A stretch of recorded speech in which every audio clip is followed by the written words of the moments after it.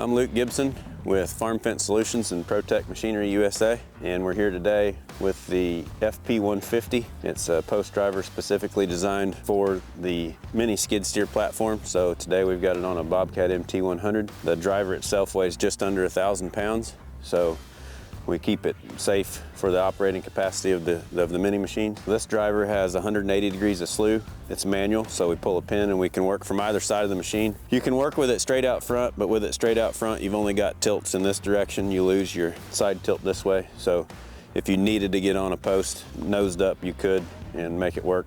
It's designed to work off either side though. We've got 16 inches of side shift, so you can come into your line or away from your line 16 inches. It's got a 4-foot stroke on the driver cylinder, so an 8-foot post we can bring down to 4 foot in the ground.